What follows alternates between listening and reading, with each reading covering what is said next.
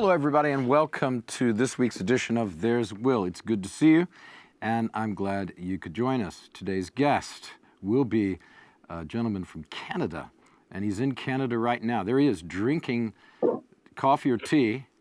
It's about 5:30 in the morning. It's Kevin Royle. Kevin Royle, who is a firefighter from Edmonton, Canada, who's been working not only to battle extreme forest fires which have swept across Alberta and is a huge news story in North America, but also he's been working with Ukraine for several years and particularly intensively during the period of the war, because first responders, as anyone might guess, are incredibly important. The firefighters and the other emergency services, medicine services, doctors, and EMTs. These are all incredibly important in a time of war.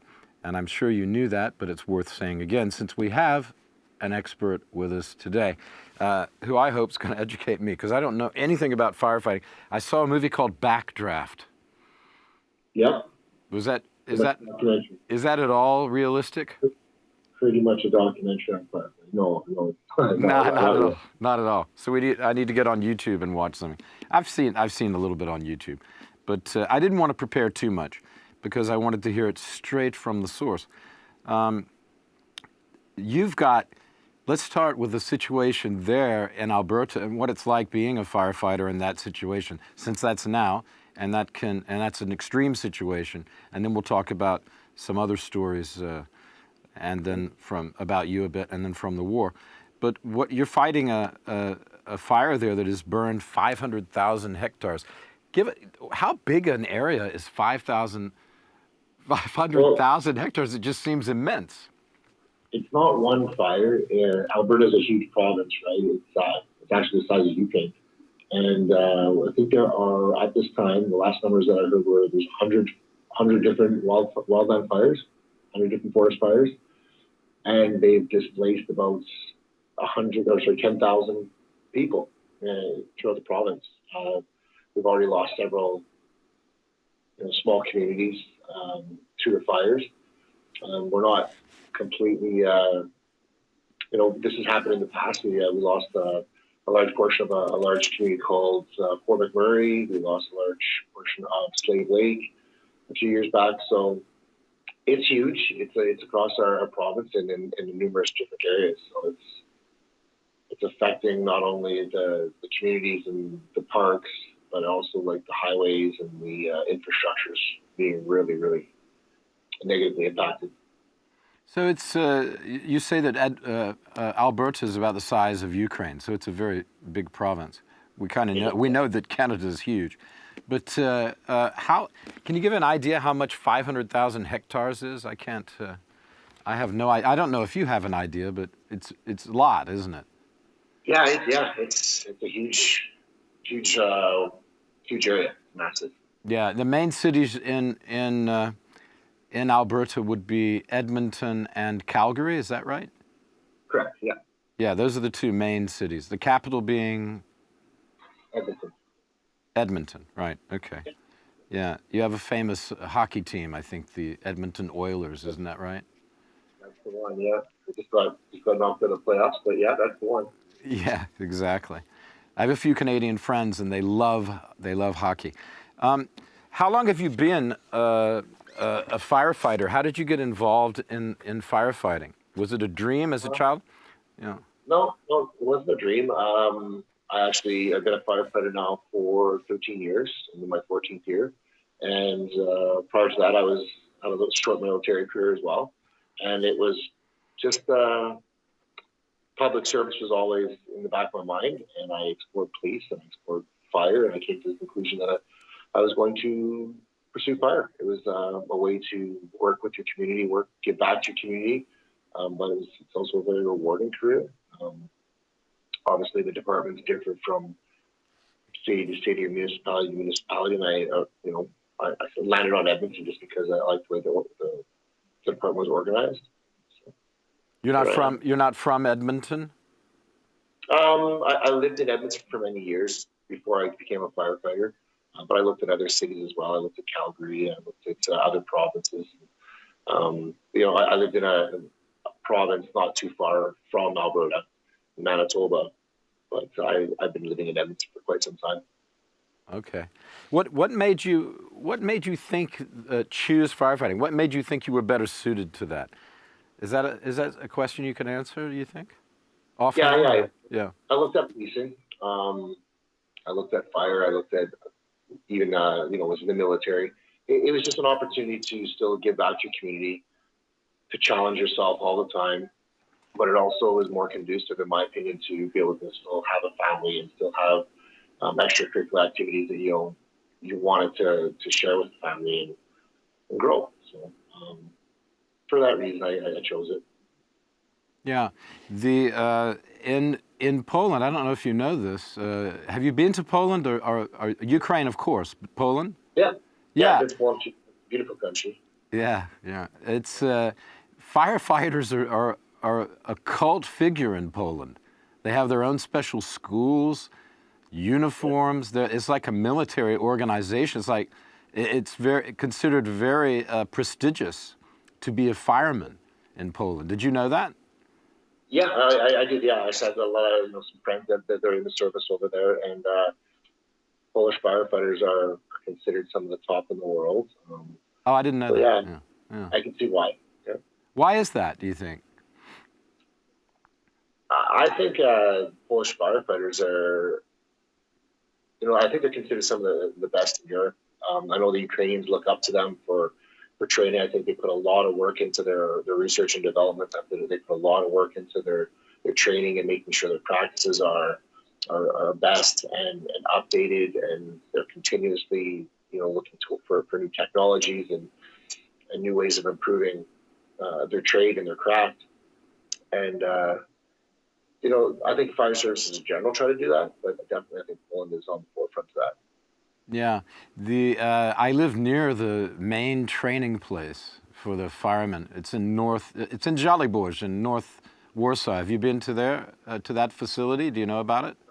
I've only been to Krakow, actually, in Poland. I hope to see more of it. But you've been to Krakow. Well, okay. So you've seen the most famous city, the Polish city, and with the beautiful market square and all that stuff. Yeah. I really get to Warsaw, though. Yeah, you have to come to Warsaw, and let us know when you come in. Let me know. Yeah. Yep. So, when I was talking to you, you said that you've worked with the Ukrainians for some time. How did that start? And have you worked with a variety of countries? Perhaps I should ask you first. Yeah. Well, it all started in 2014. I was chosen to be a representative for fire in a Rotary group study exchange to Ukraine. The purpose of the group study exchange was the focus was emergency services. And I traveled to Ukraine, and we traveled all over the country, and we visited hospitals, and we visited fire stations and training facilities. And it was on that trip that I noticed like how poorly they were equipped and how old their practices were and their training.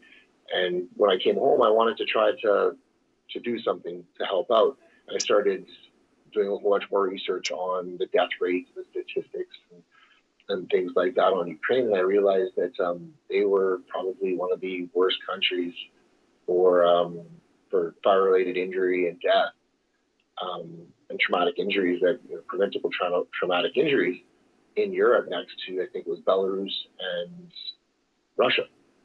And they needed help. So I started trying to seek out organizations that would be able to provide equipment or funding or training. And there really wasn't many. And all of the organizations that existed, they supported all those kind of holiday destinations that people from Canada or North America visit, like Mexico or Cuba, the Philippines, Thailand. So we started on our own, and we were on a mission to a very modest goal to provide, I think it was 600 sets of firefighter turnouts to a few communities in Ukraine. And when the project got out there, it just started to snowball and quickly quickly grew, and the scope and the purpose grew as well. We started collecting medical supplies and medical equipment for hospitals instantly, and the support from other communities throughout Canada started pouring in. And our first deployment ended up being almost 30 tons of equipment, consisting of, I think it was about 3,000 sets of turnouts. So went from 600 to 3,000 almost instantly. And we started to, some of the equipment we had was not compatible with Ukraine, or we weren't able to send to Ukraine. So we started helping with other countries. And at that time, Syria was going through its civil conflict or civil war. So we diverted a whole bunch of support there. We started speaking closely or working closely with other organizations that had projects in other countries and trading equipment back and forth. So we started helping out countries like Mexico and India and Paraguay and several others. And it went really well. Like our projects were going on budget, on time. So we continued to do the work. And prior to the war, we had shipped almost 100 tons of equipment to Ukraine itself. We had shipped some trucks over to countries like Lebanon and others. And it just progressed. It just kept moving along, and then started to get into other types of equipment, and then also started getting into training and providing other support. So what countries have you, offhand, if you could tell us what countries you've been to? Personally, I've been to Ukraine several times. I think we've been there 8 or 9 times, myself and then other representatives from our company, our country. We've also helped out, or I've been to Lebanon, down to some of the Southern Caribbean countries as well. But we're hoping that most of the support we've offered other countries has been through other organizations or Rotary. But we're looking at going to Belize here right away. How do you choose which countries you go to?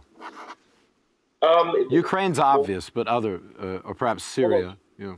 We worked with Lebanon. Ukraine because we had contacts with Rotary clubs, and they were vital and very key in the early stages, and even now today. What is a Rotary club for the people who don't know?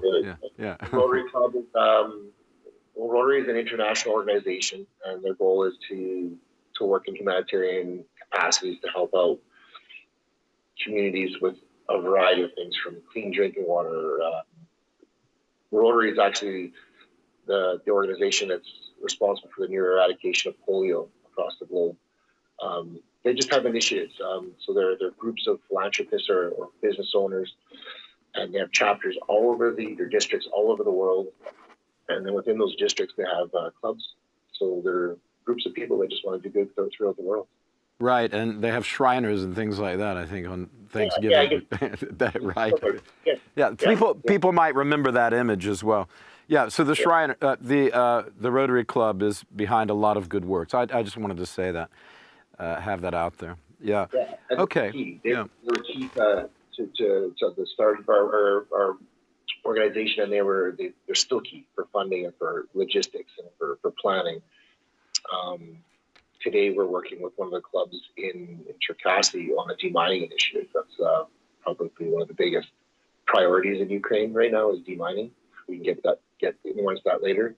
But for choosing a country we know that we work with, either it's an organization that's already been well established there and had great success, but we also look for strong communities that can help support the project, and strong organizations like the fire service has to be well organized and able to assist with a lot of the different procedures. Kevin, how do you go about? Actually, what is your rank within? Do you have a particular rank that? Are you? Yeah, I'm a first class. I'm a senior firefighter in Edmonton. I'm also a fire investigator, but not yet to an officer level yet. Okay, so I wanted to ask you, in the demining, can you tell us a little bit about that? That is incredibly important. And what is the firefighter's role in that? Well, demining is probably the most critical issue that Ukraine is going to face next to the war itself. It's considered that for every year of war, you're looking at 10 years of demining in the country after the war. The landmass every 1 year is 10 years of demining. Wow. Equates with years of demining, and Yeah. the amount of land that was demined by, the amount of land mined by Russian occupiers in Ukraine is equivalent to the size of the UK, and at this time, and the mining affects food security, it affects the economy, and obviously affects public safety. Can I ask you again, how much area has been mined? In liberated and occupied areas in Ukraine, it's about the size of the UK. I didn't think I heard you right. An area the size of the United Kingdom, Correct. That's Wales and England and Scotland and Northern Ireland, has been mined by both sides or by the Russians? By the Russians. By the Russians entirely. I think it's important to say that. It's the Russians who are doing the mining. What's the intention? Sorry. It's defensive. It's, everyone knows about Russia's scorched earth policies. It's to create instability. The tactics they're employing are, in a lot of cases, illegal. They're using illegal mining techniques and strategies, but it's the biggest problem Ukraine is going to face next to the war itself. Yeah, I mean, you may remember the Balkans War, and the problem of demining there just went on. It's still a problem. It's still not totally demined throughout the Balkans. But how dangerous is an area that is still mined, but not occupied, to firefighters and to the inhabitants and to firefighters? It's incredibly dangerous. I was just in Ukraine, and I had to go to one of the hospitals in Lviv, and I saw way too many people missing limbs, and we saw the evidence of people trying to, farm implements being destroyed. So innocent farmers just trying to work their land, having their property destroyed. Livestock, farmers who've been losing livestock. It's so dangerous. When we went to Bucha, Irpin, and Ostimel, and a number of areas outside Kyiv that were liberated.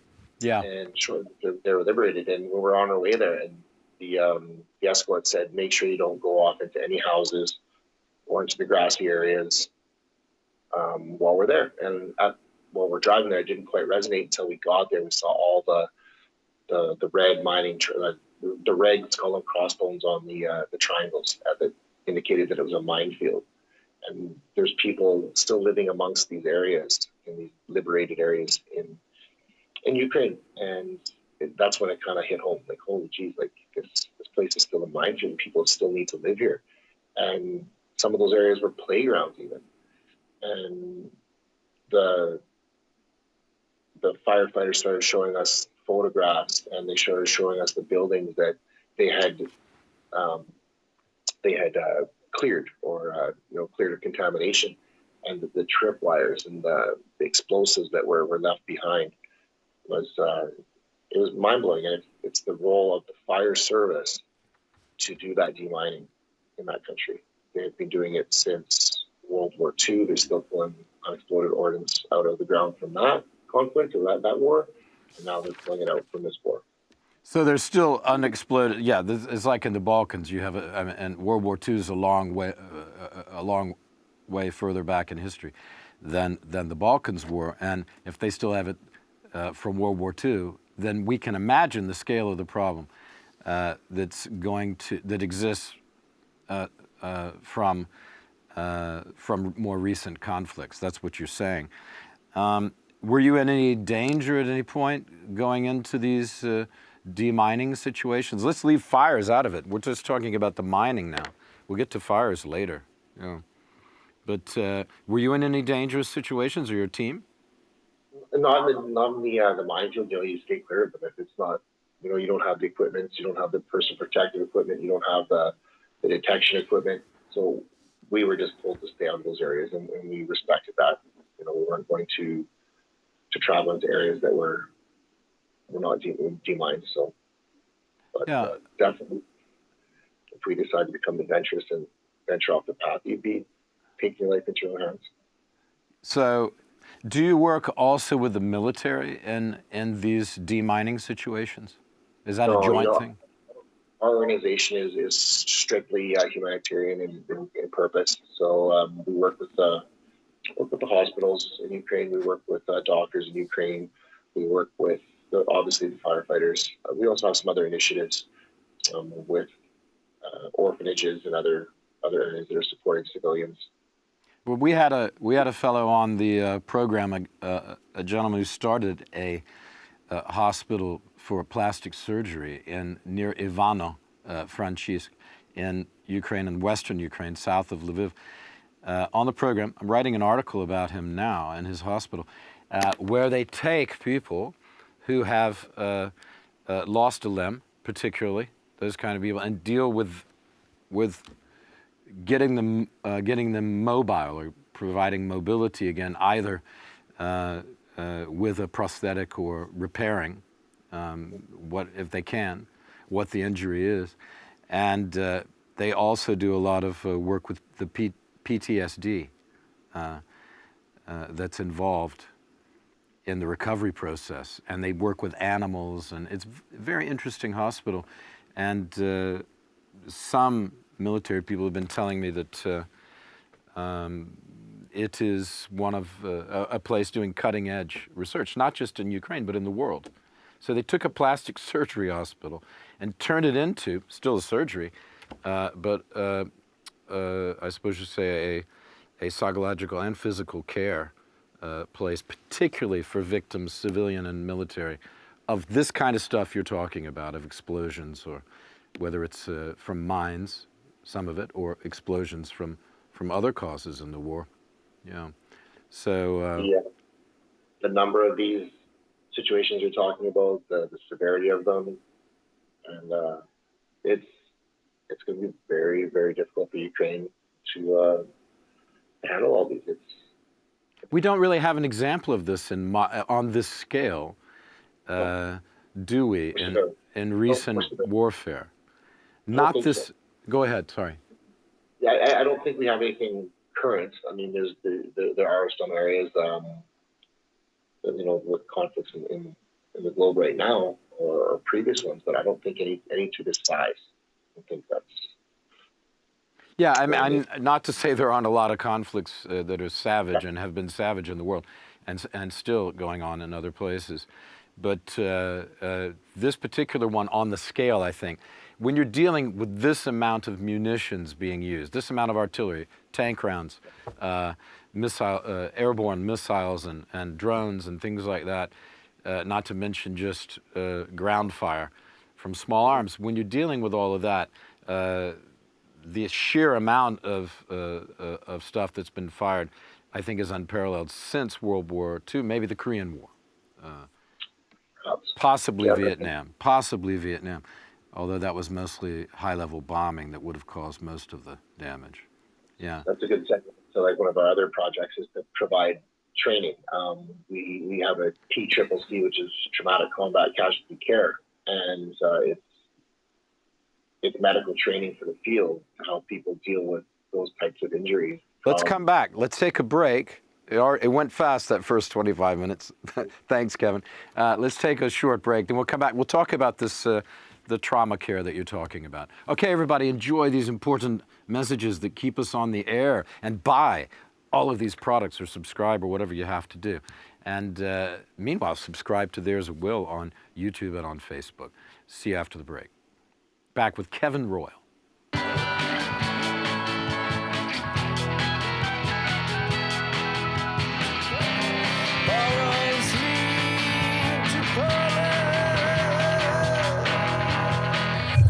Hello, everybody, and welcome back. We've been talking to Kevin Royle, who is a firefighter of how many years? 14 years, did you say?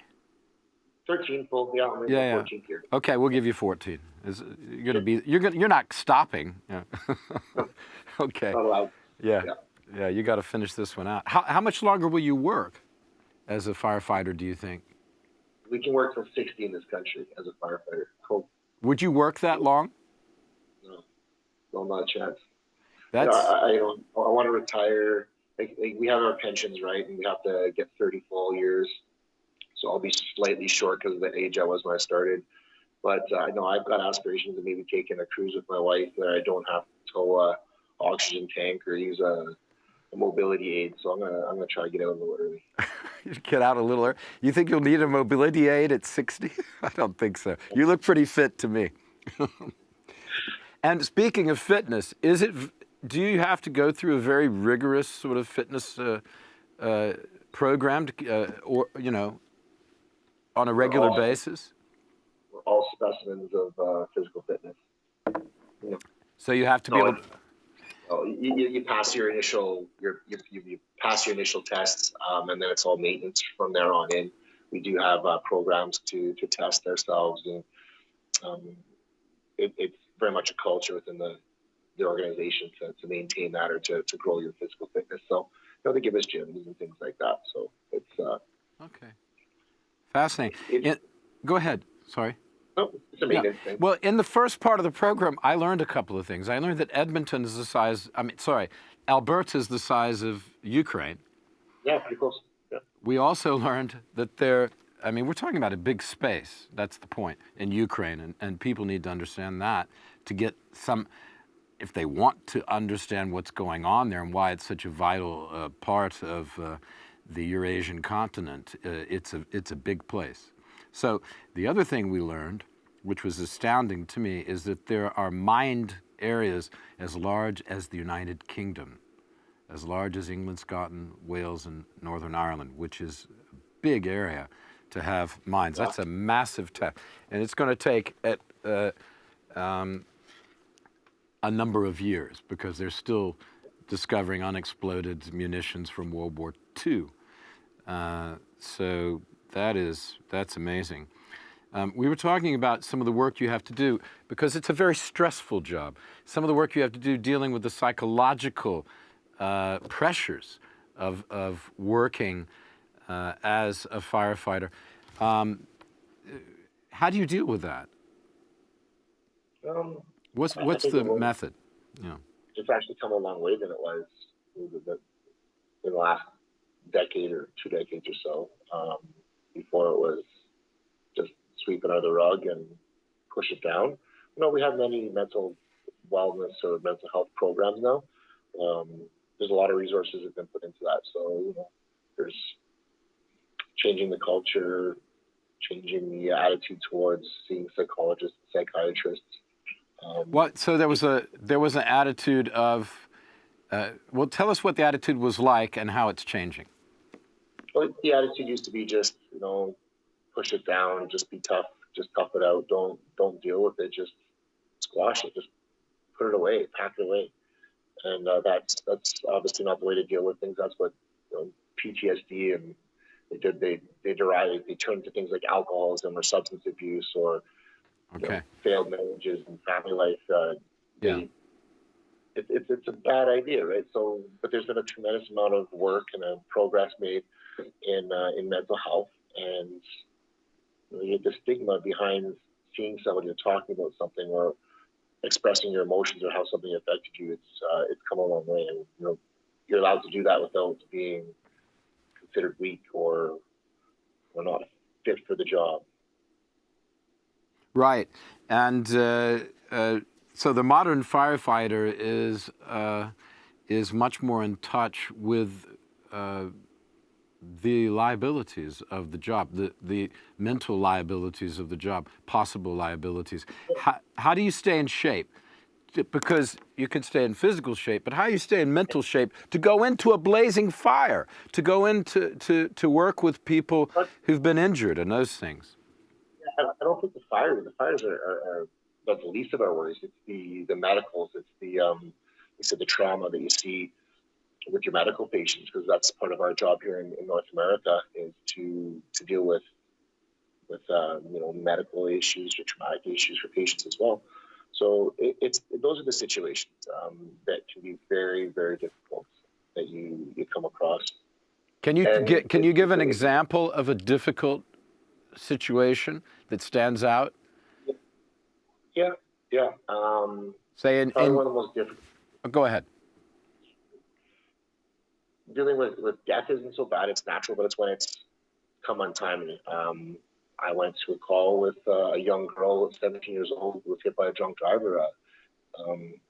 Who had this driver had a very long record and was a member of the legal system, was a lawyer, and he had a very long record, a very long history of drunk driving, and he took a young girl and hit her at such high speed that without getting into the details, it was a gruesome scene. And this where this accident happened was on my way to work. So every day I drove by that same scene and relived it day after day after day. Of what I saw and what that incident was like for me. So it took its toll on me. You don't notice it because it's just a small chip away at your psyche or your mental health every day, but it does. There's so many stories of things that bother people.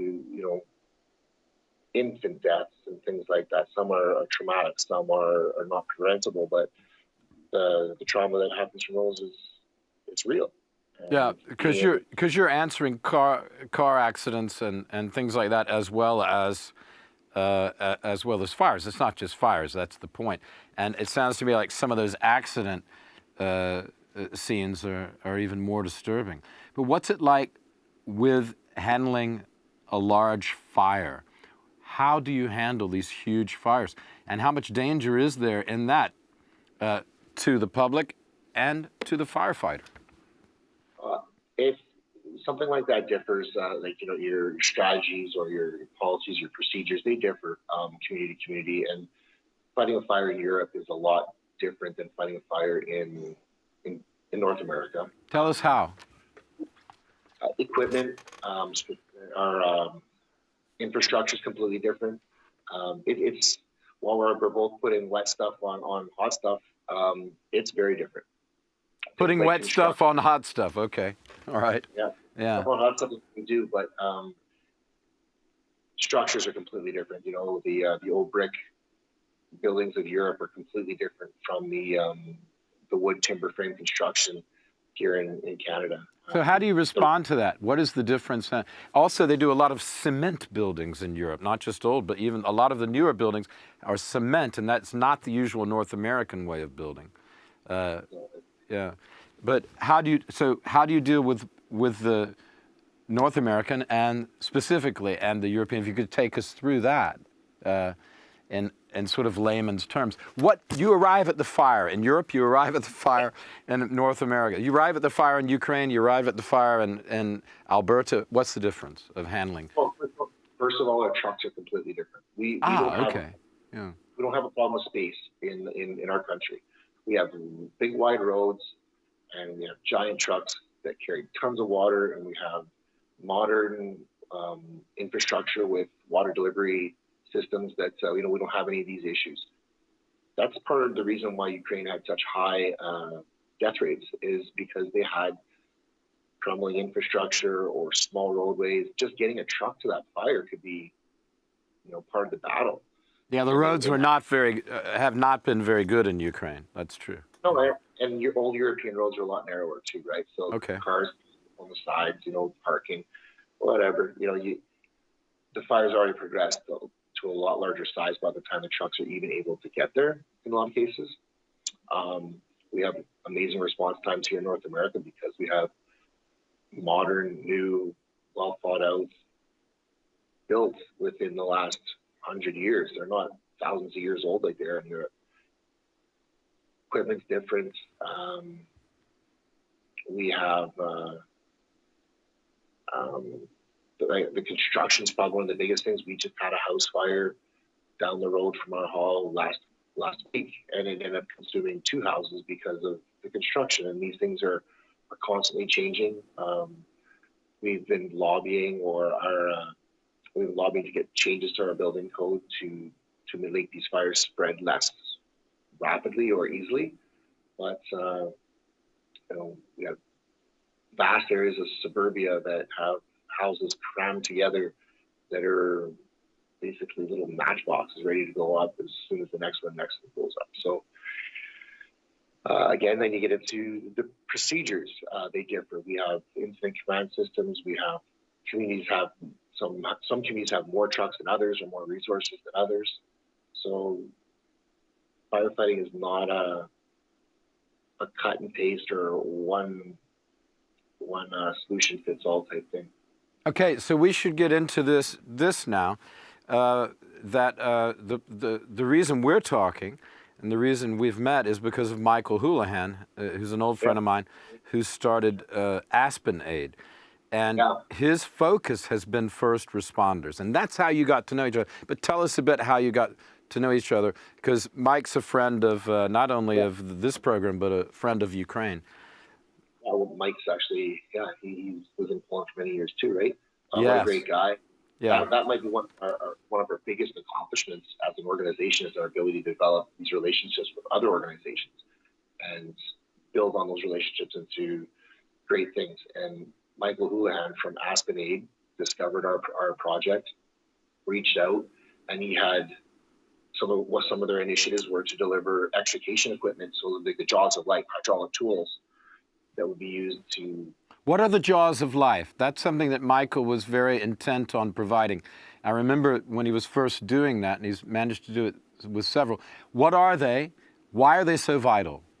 Yeah, jaws of life are hydraulic extrication tools. They're used in tons of applications for rescue. You can cut a car apart. You can pull a tank apart with them. You can gain entry to buildings, cut metal, spread metal. They're amazing tools. They were game changers when they came out in the 80s. And we had a project. We were delivering them, and we needed support to get the funding to acquire them and to ship them over.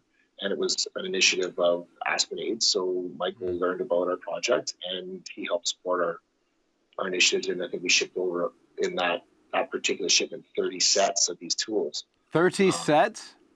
30 sets, yeah. Of jaws of life?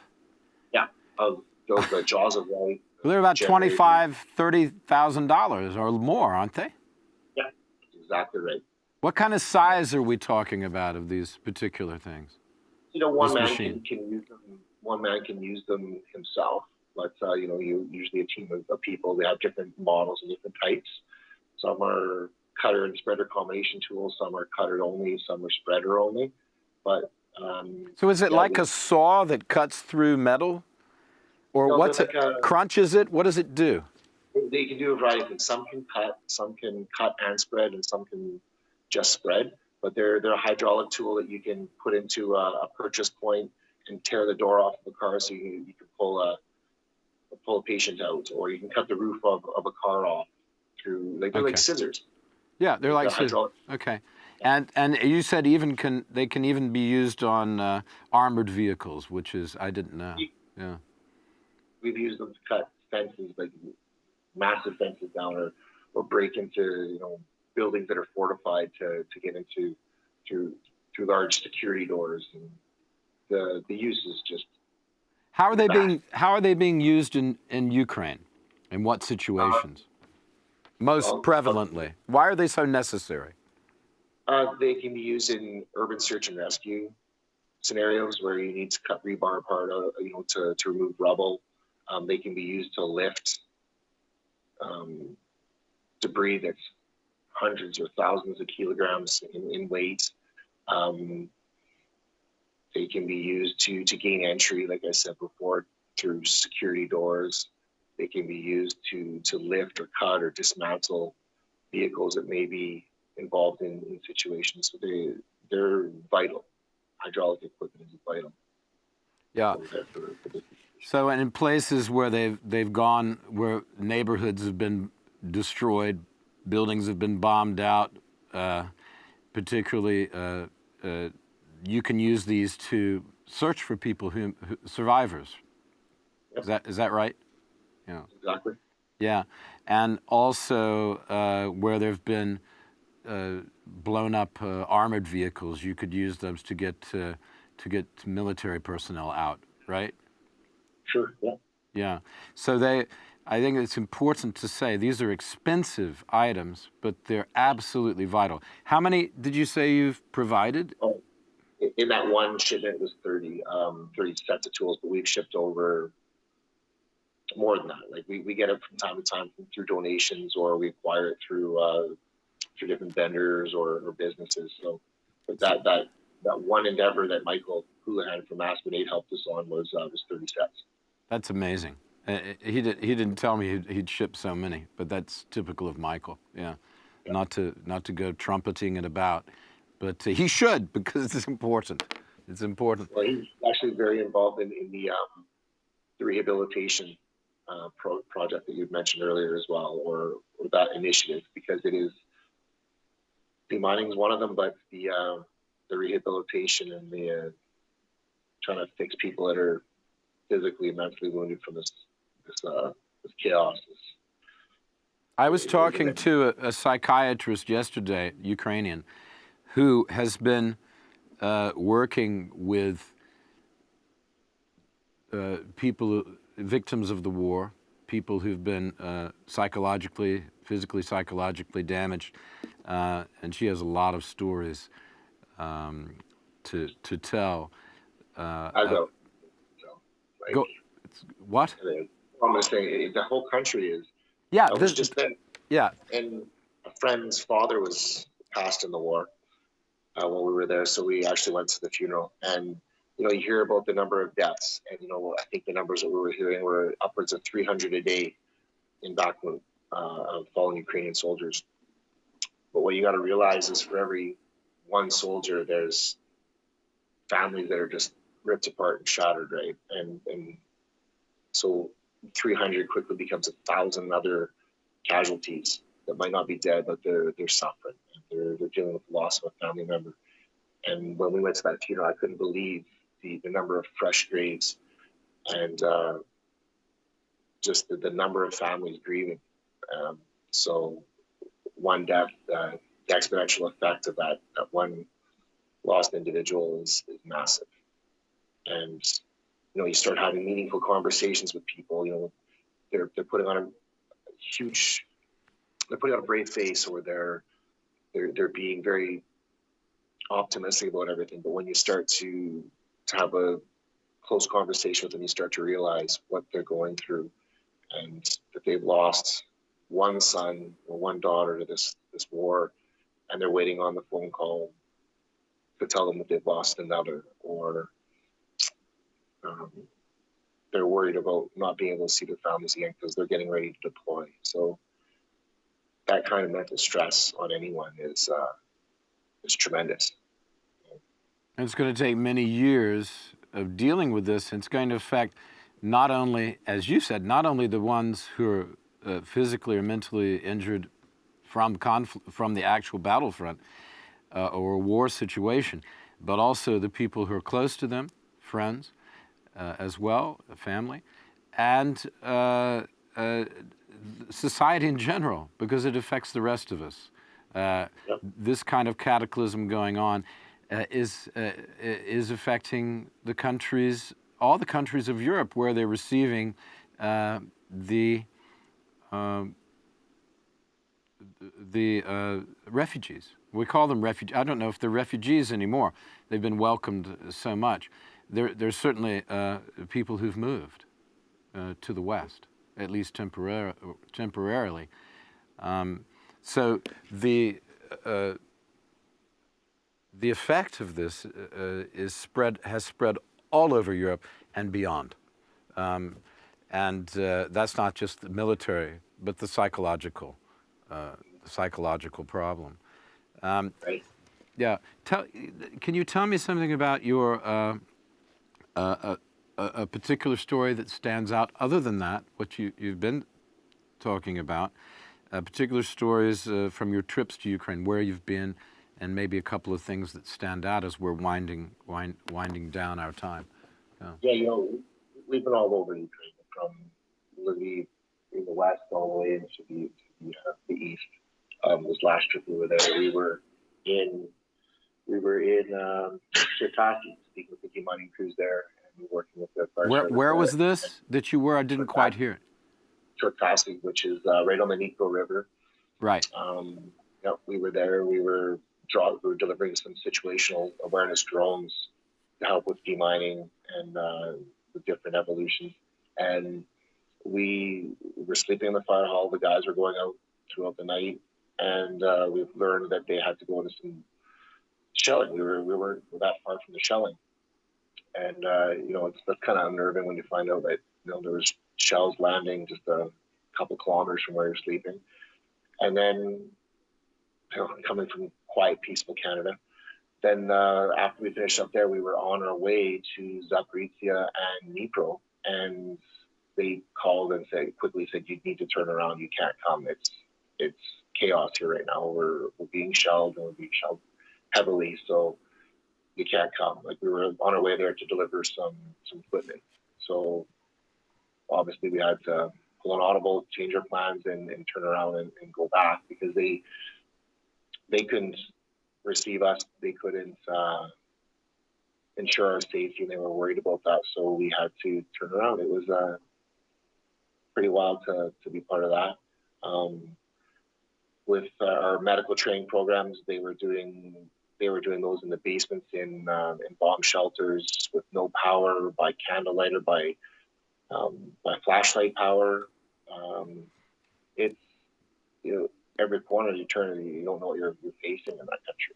Seeing the devastation in the liberated areas and finding the tactics that the Russian troops were employing was horrendous. Mining or putting explosives into care packages and giving them to children to get onto a bus.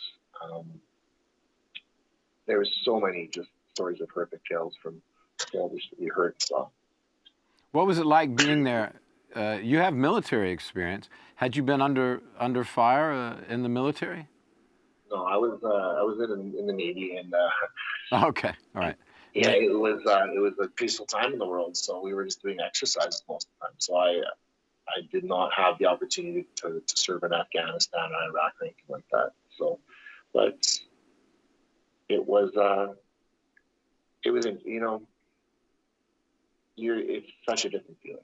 I mean, what you're facing or what they're facing, you're just getting a small taste of it. It's still, the point is what the Ukrainians are going through, even if you're as an observer, you can leave. It's not your country. You can go back to save Canada. I can come back here or go to the United States or England, and you're far away from this particular, at least in your mind. Although, as we were saying before, there are far-reaching consequences for the world from this conflict that we don't know yet what they are and how extensive they will be, but we can be sure that they're serious. And one of the serious things is responding to an emergency. We are all responding in our own way to this emergency. Some are doing more than others through humanitarian efforts, military efforts. Some are first responders who are responding tactically to these emergencies and supporting people who are responding to the emergency, which may be an explosion, which may be a mine explosion, which may be a drone or a missile explosion, which may be an artillery shelling of your apartment house, which suddenly disappears. And you're under a mound of rubble, and then somebody has to come with the jaws of life, hopefully, and they're on hand, and they can perhaps rescue you. Right. So, I mean, yeah. The number, the magnitude, the severity of these incidents it's shocking. And like you said, people need to help out Ukraine however they can. This is how we can, and Kevin, the world we've has come got to together. finish. We've got to finish now. I want to thank you very much. That went pretty fast. That's the most I've ever heard about firefighting in my life. Although I once, when I was a small child, went to the firehouse, and as kids love to do, and I got a fire chief's hat. But the dress one you wear in parade, not the helmet. Yeah, and I still have that actually. So, yeah. So this has been a lot of fun for me to talk to you, Kevin, and what you've been saying is very important. Kevin Royle, firefighter, Edmonton, Canada, works with the Rotary Club, works with Aspen Aid, and many others, providing not only firefighting in Alberta, but also in other countries, particularly Ukraine. Thank you, Kevin Royle, for joining us. That's all we have for this show. Thank you for watching, and see you next time.